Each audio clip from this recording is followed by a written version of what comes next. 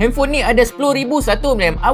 Realme kali ni betul-betul dah ubah benchmark dekat dalam industri. Yang ini Realme P4 Power 5G. Untuk setakat ini smartphone yang ada bateri yang paling besar yang ada dekat dalam Malaysia. Lepas tu, aku boleh panggil phone ni sebagai powerful partner sebab sekali charge, dia betul-betul boleh jadi partner korang, bukan setakat sehari, 2 hari pun boleh tanpa korang fikir pasal nak charge lagi. Realme ni memang dari dulu lagi dia dah terkenal dengan teknologi bateri dengan charging. Tapi kali ni diorang dah naikkan standard bateri dekat dalam smartphone. Korang bayangkan phone yang nipis ni ada 10,001 mAh bateri. Yang paling dahsyat, dia punya nipis dia 9.08mm and berat dia 219 gram je. Aku pegang pun tak rasa macam bawa power bank. Tapi sebenarnya kapasiti dia dah sama macam power bank. Number one, untuk daily use bateri dia memang serius sangat tahan. Nak tengok YouTube lama-lama, nak pakai Waze, nak navigation, nak edit video, nak edit gambar, nak scroll social media, korang tak perlu risau pasal bateri drain. Lepas tu, bila bateri tinggal sikit, dengan super power saving mode boleh bantu korang stay connected lagi.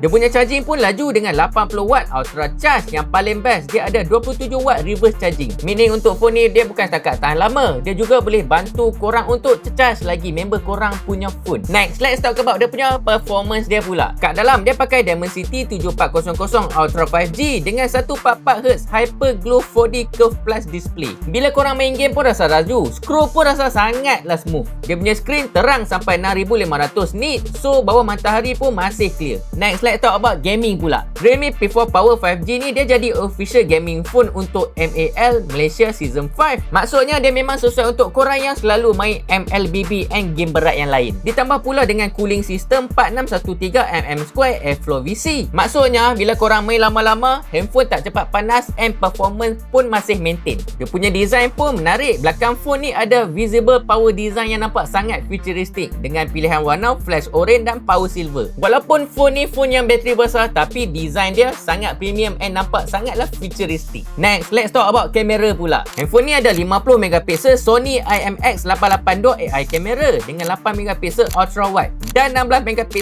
selfie kamera. Juga support 4K recording dengan AI Snap untuk subjek bergerak, dengan AI Perfect Shot, AI Like Me dan AI Style Me untuk edit gambar yang lebih kreatif. Lagi satu yang aku suka, durability dia memang padu. Ada IP69, 68, 60 stick dan water resistant, armor shell protection dan Corning Gorilla Glass.